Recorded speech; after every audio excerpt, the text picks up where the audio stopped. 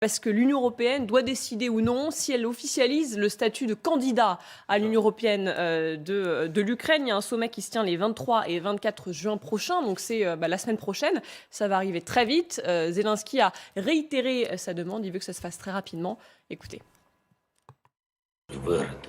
Je suis sûr que nous recevrons bientôt une réponse sur le statut de candidat de l'Ukraine. Je suis convaincu que cette décision peut renforcer non seulement notre État, mais aussi l'Union européenne tout entière. Et que doit-il encore se passer en Europe pour faire comprendre aux sceptiques que le fait de maintenir l'Ukraine en dehors de l'Union européenne joue contre l'Europe? Voilà, c'est dans l'intérêt de tout le monde. C'est ce que dit Volodymyr Zelensky, la réponse de la présidente de la Commission européenne. Nous avons travaillé jour et nuit sur cette évaluation et je vous avais promis en avril, cher Volodymyr, que nous y travaillerions sans relâche. Les discussions d'aujourd'hui nous permettront de finaliser notre évaluation d'ici la fin de la semaine prochaine. Le chemin est connu. C'est un chemin vers l'avant, basé sur le mérite. Voilà. Pourquoi c'est si important, Samantha, pour l'Ukraine, en cette période de guerre, d'intégrer l'Union européenne?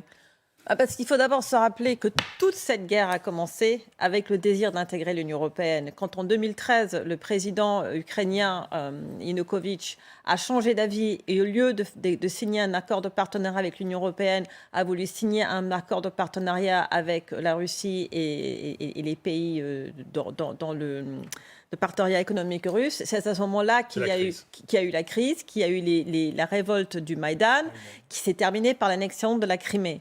Parce que l'Ukraine a fait un choix européen depuis très longtemps. C'est vraiment un symbole politique. Depuis plus de 20 ans, les Ukrainiens disent « nous voulons faire partie de l'Union européenne » plus que l'OTAN. L'OTAN, en 2014, quand la Russie a envahi la Crimée pour empêcher l'Ukraine de rentrer dans l'OTAN, il n'y avait que 16% de la population qui était pour l'OTAN.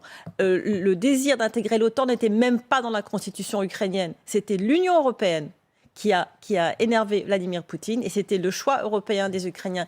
Et donc, aujourd'hui, si les Ukrainiens sont admis comme pays candidat à l'Union européenne, ça voudrait dire que tous les sacrifices qu'ils ont faits n'ont pas été en vain, que finalement, ils ont obtenu ce qu'ils voulaient. Mais il y a un grand si. Je vais risquer un parallèle un peu fou, mais finalement, dans cette dislocation de l'Empire soviétique au début des années 90, les Russes vont moins supporter le départ de l'Ukraine que celui d'autres pays, parce que c'est le cœur russe. Ça me fait penser à la décolonisation française et à l'Algérie. Absolument. Le Maroc, Absolument. ça se passe bien. La Tunisie, ça se passe bien. L'Algérie, c'est la France, en 62. Il y a des chercheurs ukrainiens qui font ce parallèle aujourd'hui en parlant de la France. Il y a un autre parallèle qu'on peut utiliser par rapport à ça. La Russie se comporte comme un mari qui s'est divorcé avec une femme et qui ne supporte pas qu'elle vive d'abord libre et qu'elle se marie avec un autre. Exactement. Voilà, c'est exactement ça. Qu'elle soit tombée amoureuse de quelqu'un d'autre. Qu'elle soit amoureuse de l'Europe et qu'elle vive avec son nouveau mari, l'Europe. Et la Russie de Poutine ne supporte pas ça. Et donc, il est en train de la battre. C'est une violence conjugale.